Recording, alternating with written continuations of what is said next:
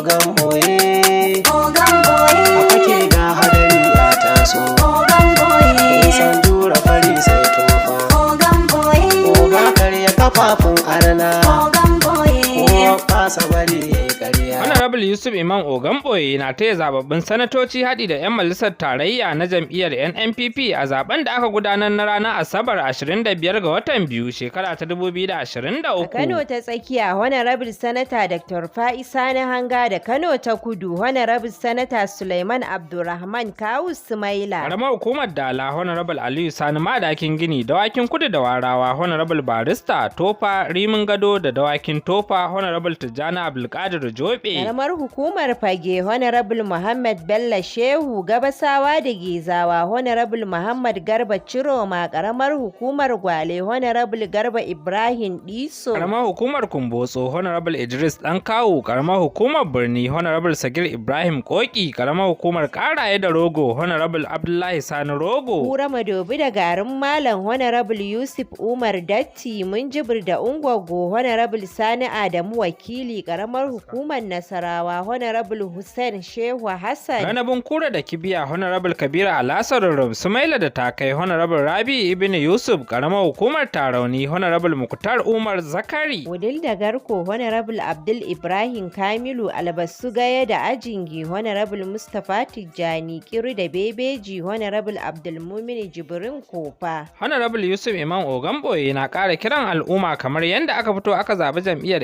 NNPP aka samu gagarumar nasara a ranar Asabar 11 ga watan uku a fito a zaɓi Excellency Abba Kabir Yusuf da mataimakinsa Comrade Aminu Abdulsalam da daukacin 'yan takarkarin kujerun majalisar jiha na ƙananan hukumomin jihar Kano. Tuni muka shirya tsab don jiran lokaci mu zaɓi Abba da 'yan majalisar jihar Kano waɗanda za su taimaka masa wajen kawo manya-manyan tarukan ayyukan alkhairi a jihar Kano.